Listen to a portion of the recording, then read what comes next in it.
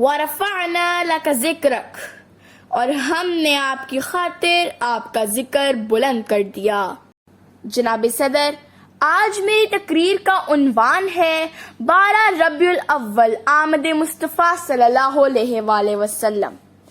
اے قلم جھک جا، ادب کا مقام آیا ہے کہ تیری نوک تلے محمد کا نام آیا ہے۔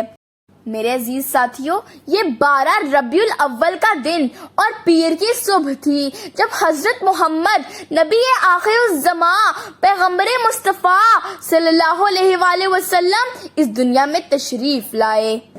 صحن کعبہ سے نور کے فوارے پھوٹے۔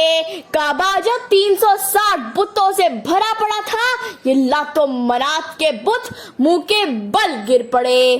نثار تیری چہل پہل پر ہزاروں عیدیں ربیع الاول، سوائے ابلیس کے جہاں میں سبھی تو خوشیاں منا رہے ہیں۔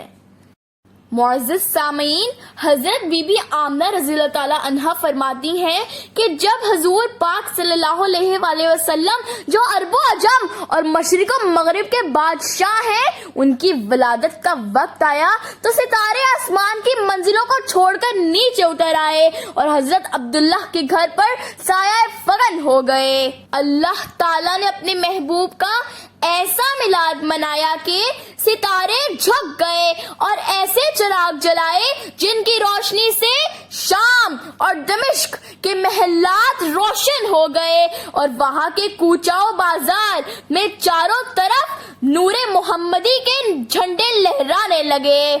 وہ ماہ عرب آج کعبے میں چمکا جو مالک ہے سارے عرب و عجم کا۔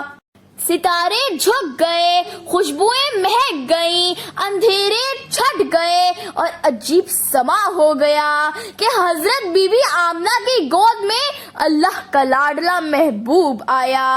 اور پھر فلک نے کیا منظر دیکھا کہ آقائے دو جہاں حضرت بی بی آمنہ کی گود سے نکلے اور زمین پر سجدہ ریز ہو گئے اور اپنی انگلی کو اٹھا کر اللہ کی وحدانیت کی شہادت دینے لگے اور اپنی ہتھیلیوں کے بل سجدے پر گرے، پھر سجدے سے اٹھے اور اٹھتے ہی آسمان کو دیکھا اور ہاتف غیر سے ایک آواز آئی کہ اس لاڈلے محمد کو کائنات پست و بالا کی ہر سمت دکھا دو۔